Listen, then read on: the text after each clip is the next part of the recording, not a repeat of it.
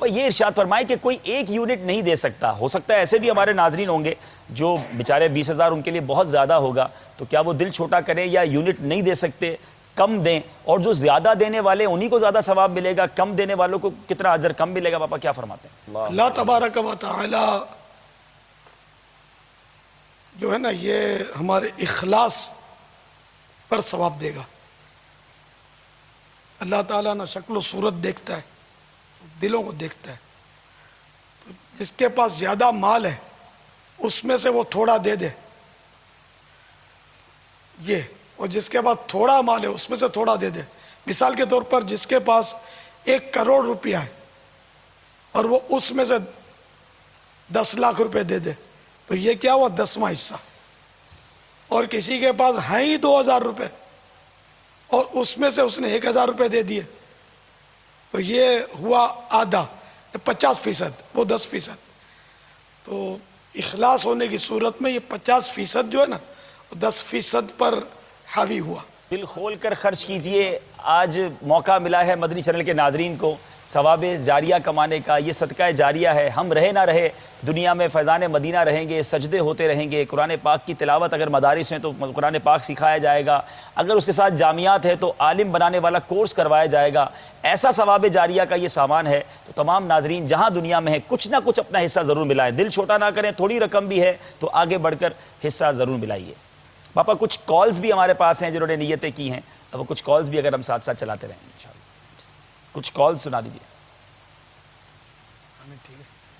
السلام علیکم ورحمۃ اللہ وبرکاتہ۔ وعلیکم السلام ورحمۃ اللہ۔ وعلیکم السلام ورحمۃ اللہ ابو وبرکاتہ۔ حسن عطاری من الریاض، انشاءاللہ 2 کی نیت کی ہے، اور انشاءاللہ زیادہ سے زیادہ اپنے اسلامی بھائیوں سے مل کر جتنا بھی ہو سکے گا انشاءاللہ اللہ کی راہ میں اور بابا کے حکم پر لبیک کرتے ہوئے انشاءاللہ پوری کوشش کریں گے یکم مار تک انشاءاللہ۔ دعاؤں کی درخواست ہے۔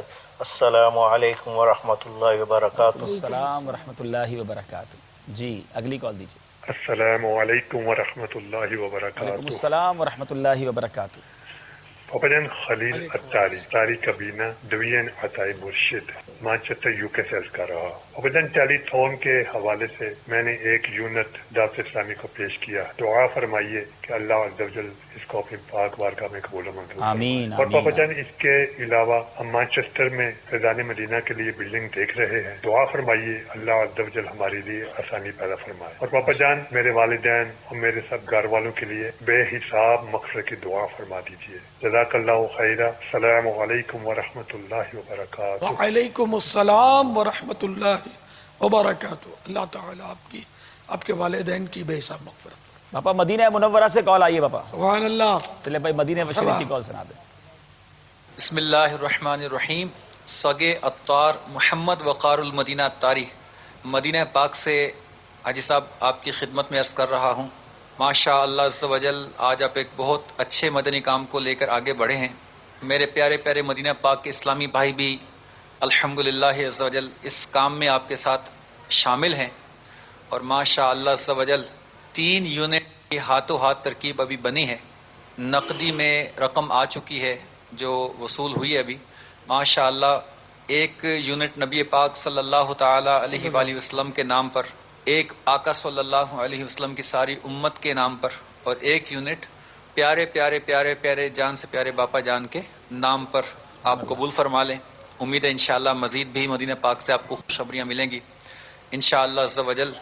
ہمارے مدینہ پاک کے عاشقان رسول بھی انشاءاللہ دعوت اسلامی کے اس کام کے ساتھ ساتھ دیگر مدنی کاموں میں بھی انشاءاللہ بڑھ چڑھ کر حصہ لینے کی کوششیں کریں گے الحمدللہ عز و جل۔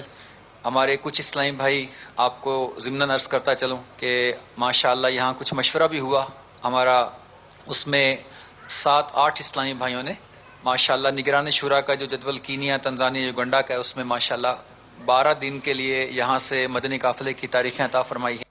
ماشاءاللہ کئی عاشقان رسول درسوں کی نیتیں کی ہیں، ماشاءاللہ قافلوں کی نیتیں کی ہیں، مزید بھی ماشاءاللہ مدینہ پاک میں اللہ کے کرم سے عاشقان رسول دعوت اسلامی کے ساتھ بڑی محبت کرتے ہیں۔ اللہ تعالیٰ ہمارے باپا جان کو سلامت رکھے آمین آمین۔ اور ہمیں مل جل کر دنیا بھر میں مساجد کی تعمیرات میں، مدنی مراکز کی تعمیرات میں، جامعات کی تعمیرات میں، مدارس کی تعمیرات میں حصہ لے کر اپنے لیے بہت بڑا صدقہ جاریہ بنانے کی توفیق عطا فرمائے. اللہ تعالیٰ آپ کو اور ہم سب کو اپنے مدنی مقصد میں کامیاب فرمائے. آمین. مدینہ پاک کے اسلامی بھائیوں کا سلام بھی آپ قبول فرمائیں. اسلامی بھائی مدینہ پاک میں باپا کو دیکھنا چاہتے ہیں، دعا فرما دیں کہ جلد ہمارے پیارے باپا جان شہزادگان اتار، آل اتار، ہمارے پیارے نگران شورا، ہمارے نگران پاکستان اور جملہ ذمہ داران بھی باپا کے ساتھ سفر مدینہ کی سعادت پائیں اور یہ دعائیں ہمارے حق میں بھی قبول ہوں. آپ کی دعاؤں کا طلبگار سگے اتار محمد وقار المدینہ اتاری. صلو علی الحبیب صلی اللہ صلی تعالی اللہ علی تعالی علی محمد صلی محمد. اللہ علیہ وسلم. ماشاءاللہ 3 یونٹ کا انہوں نے تذکرہ فرمایا. سرکار صلی اللہ تعالی علیہ وآلہ وسلم کا بھی ذکر خیر ہوا، امت کو بھی انہوں نے ایصال ثواب کے لیے ایک. اچھا، اب سرکار نامدار صلی اللہ تعالی علیہ وآلہ وسلم کا جس طرح تذکرہ ہوا، پھر اب اسی میں میرا تذکرہ جن القاب کے ساتھ ہوا نا، وہ نہیں مناسب. کیا بات. آقا کا جب ذکر خیر ہو تو ان میں القاب نہ ہو، اور غلام کا تذکرہ ہو تو لاڈ کے لاڈ القاب کے ہوں، تو یہ جمتا نہیں ہے، منع بھی ہے، یہ ادب کے خلاف ہے. تو اس لیے آقا اپنے مقام پر ہی ہیں، غلام قدموں میں ہی ہوتا ہے، اس لیے اس کا تذکرہ اس وقت نہ ہو اس طرح، اس انداز سے. یہ ایک مدنی پھول تھا، اللہ کرے ان تک پہنچ گیا ہو. سبحان اللہ. باپا اسی طرح مری میں 12 لاکھ روپے اسلامی بھائی جمع کر چکے ہیں. اسلام آباد مہروی کابینہ میں اب تک کی جو اطلاعات ہیں کہ 395 یونٹ اس کابینہ میں ہو گئے ہیں. جی برمنگم والوں، ایک کابینہ ہماری مہروی کابینہ جو ہے وہ 395 یونٹ کر چکی ہے ماشاءاللہ. تو مقابلے میں ہمارے اسلام آباد مہروی کابینہ والے بھی اسلامی بھائی آ چکے ہیں ماشاءاللہ. اچھا، مجلس جامعۃ المدینہ للبنات اب تک کی کنفرم کارکردگی یہ ہے 164 یونٹ کنفرم ہو چکے ہیں. ماشاءاللہ. ان کے علاوہ مزید 228 یونٹ کی انشاءاللہ ان کے پاس نیتیں آ گئی ہیں. بنگلہ دیش والے بھی پیچھے نہیں ہیں. 5000 ٹکا ایک اسلامی بھائی نے، ایک نے 3000 ٹکا اور ایک نے 2000 ٹکا کی نیت کی ہے. باپا تھوڑے تھوڑے والے بھی تو چاہیے نا ہم کو. ہاں، وہ تھوڑے تھوڑے والوں کے لیے روایت مل گئی ہے. کیا بات ہے. یہ مکتبۃ المدینہ کی مطبوعہ کتاب ضیاء صدقات صفحہ 208 پر ہے. حضرت سیدنا ابو ہریرہ رضی اللہ تعالی عنہ سے مروی ہے، فرماتے ہیں رسول اللہ صلی اللہ تعالی علیہ وآلہ وسلم نے فرمایا، 1 درہم 1,00,000 درہم سے سبقت لے گیا.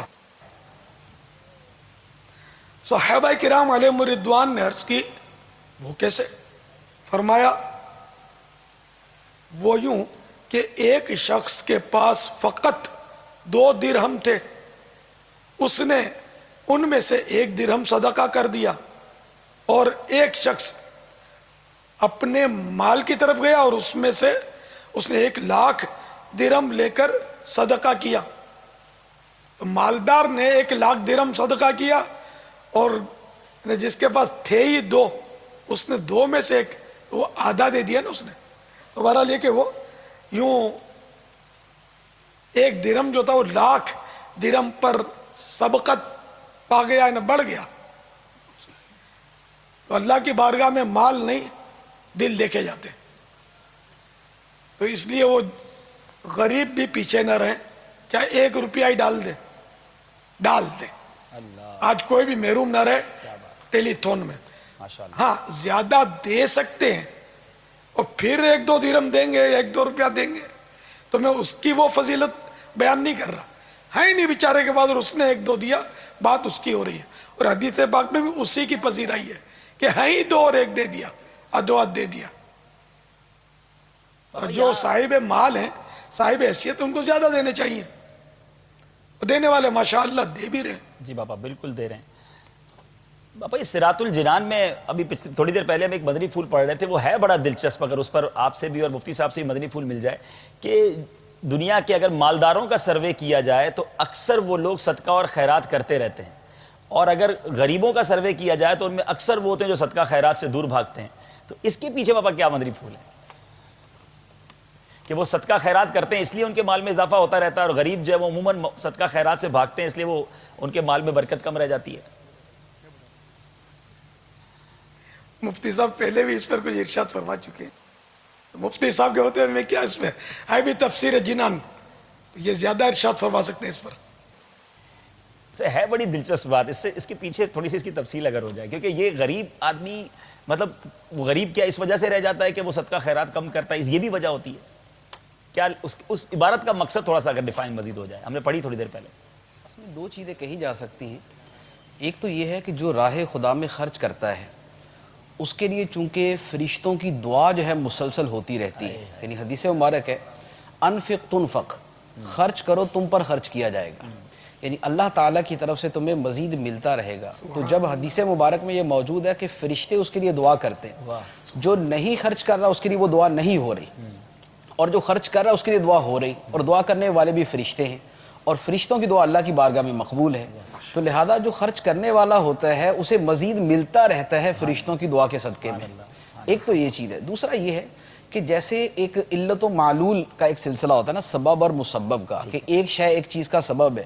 سورج ہمارے لیے روشنی کا سبب ہے، لیکن یہ وہ سبب ہے جو ظاہراً ہمیں آنکھوں سے نظر آتا ہے کہ سورج نکلتا ہے تو دن چڑھ جاتا ہے. تو اب اسی طرح کچھ باطنی اسباب بھی شریعت کے اندر ہیں. تو یہ صدقے کے ذریعے مال میں اضافہ ہونا یہ باطنی اسباب میں سے ہے کہ آدمی خرچ کرتا ہے تو اللہ تعالیٰ نے ایک باطنی طور پہ سبب بنایا ہوا ہے کہ جو خرچ کرے گا اسے مزید مل جائے گا. اس لیے حدیث مبارک کے اندر ہے، نبی کریم صلی اللہ تعالیٰ علیہ وآلہ وسلم نے ارشاد فرمایا، یعنی اس سے پہلے قسم کا بیان ہے کہ اللہ کی قسم معاف کرنے سے عزت کم نہیں ہوتی اور صدقہ دینے سے مال کم نہیں ہوتا.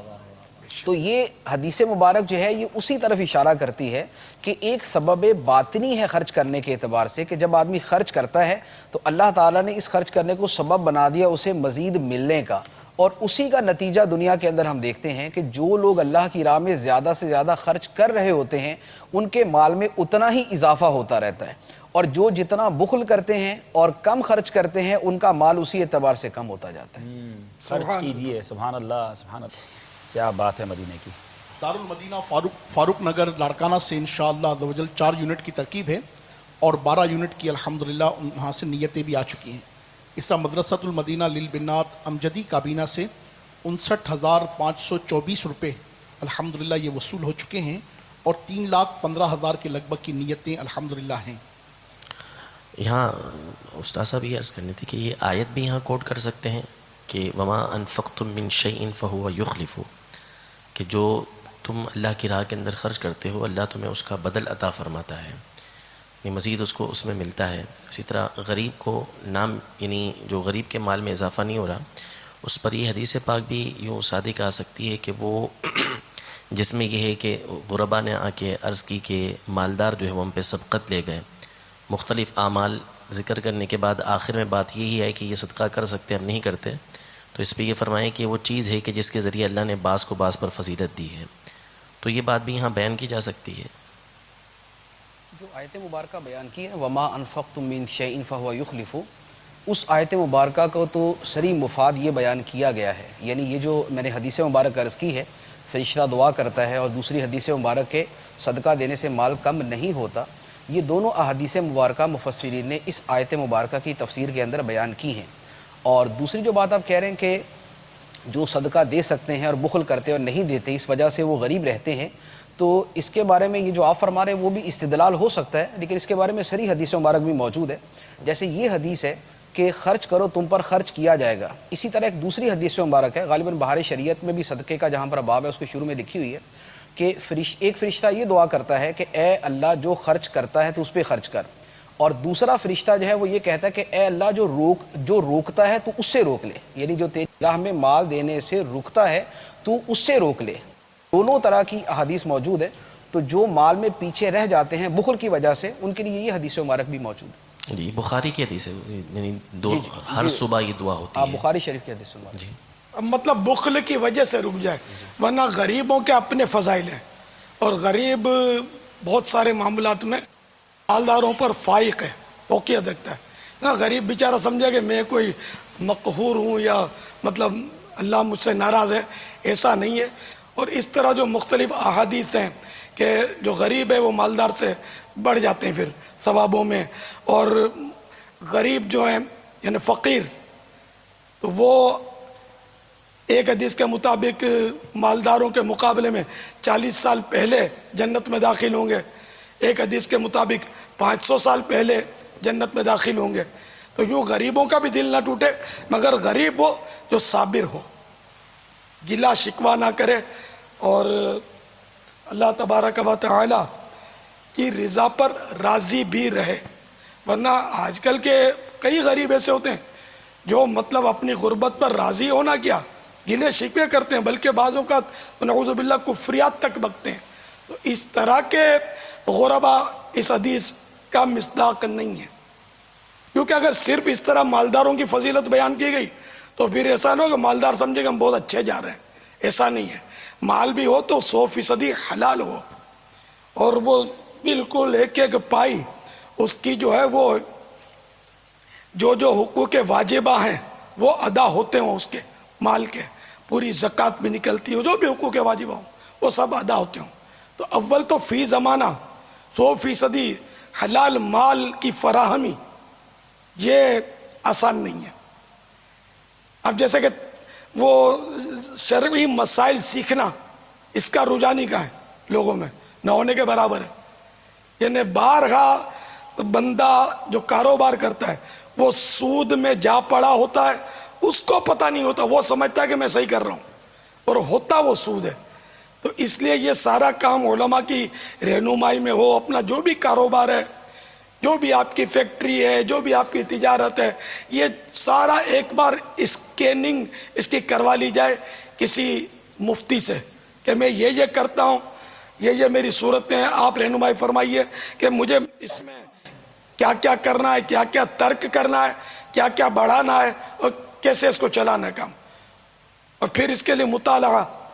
بہار شریعت کے 11ویں حصے میں یہ تجارت کے تعلق سے بھی احکام ہیں. تو جو تاجر ہے اس کے لیے یہ فرض ہے کہ اس کو تجارت کے احکام جانتا ہو، ضروری احکام. تو اس طرف بھی تمام مسلمانوں کو توجہ رکھنی چاہیے کہ مالدار ہو تو کیسا ہو اور غریب ہو تو کیسا ہو، دونوں کی ایک ہی صورت ہے کہ وہ اللہ اور رسول کے مکمل اطاعت گزار ہوں. تب ان کی مالداری ان کو کام آئے گی، ان کو ان کی غربت کام آئے گی. ورنہ ان کی مالداری جو سرکش ہوگا وہ مالداری اس کو لے ڈوبے گی اور کہیں قارون کے پاس نہ پہنچا دے. قارون بھی تو مالدار تھا. اللہ تبارک و تعالی اس کے پیارے حبیب صلی اللہ تعالی علیہ وآلہ وسلم کی اطاعت گزاری نصیب فرمائے. آمین بجاہ النبی. دارالافتاء سے رہنمائی کا فرمایا. آج ایک بہت زبردست خوشخبری کا ہم اعلان بھی کرنے جا رہے ہیں. دارالافتاء کے اسلام پہ موجود ہیں، مفتیان کرام بھی موجود ہیں، امیر اہل سنت کی بھی جلوہ گری ہے. بہت سارے اسلامی بھائی یہ خواہش کرتے تھے کہ کسی طرح دارالافتاء کے سوالات واٹس ایپ کے ذریعے بھی معلوم کر سکیں. تو آج ماشاءاللہ یہ اعلان ہونے جا رہا ہے کہ دارالافتاء کے جو سوالات ہیں آپ واٹس ایپ کے ذریعے بھی اپنے شرعی مسائل کے جوابات پوچھ سکتے ہیں. یاد رہیں آپ پورے دن میں جب چاہیں اس نمبر پر سوال ریکارڈ کروا دیجئے، لیکن آپ کے جواب جو ہیں وہ صرف پاکستانی اوقات کے مطابق دن 2 سے شام 7 بجے کے دوران وہ ہمارے دارالافتاء کے اسلام پہ اس پر جوابات دیں گے. آپ کس وقت بھی چاہیں سوالات اس میں بھیج دیں. دوپہر 2 سے شام 7 تک اس پہ جوابات دیے جائیں گے. جمعۃ المبارک کے علاوہ سائلین سے مدنی التجا ہے کہ سوال مختصر کیجئے گا اور واضح آواز میں ریکارڈ کیجئے گا. نیز سوالات کے علاوہ کوئی اور چیز اس نمبر پر نہ بھیجئے گا، ورنہ جناب پتہ چلا ویڈیوز اور آپ اپنے اتنی ساری چیزیں بھیجنے لگے کہ ہمارا وہ نمبر ہی جام ہو جائے. اب وہ میں نمبر کا اعلان کر رہا ہوں، یہ ہر اسلامی بھائی اپنے موبائل فون میں نوٹ کر لے. یہ بہت اچھی سہولت ہمارے دارالافتاء کے اسلامی بھائیوں نے ہمارے لیے دی ہے. نمبر نوٹ کیجئے. یہ دارالافتاء کے لیے نمبر ہے، یہ ٹیلی تھون کی نیتوں کے لیے نمبر نہیں ہے، اس کو مکس مت کر دیجئے گا. ہم صرف آج کی رات میں یہ خوشخبری اعلان کر رہے ہیں، لیکن یہ پھر آپ اپنے پاس سیو کر لیں. 0300 جو پاکستان کے باہر سے کال کریں گے وہ 92+ کر لیں گے، ورنہ 0300 پھر دوبارہ 0، یعنی 03 کے بعد 3 بار 0 ملا لیجئے.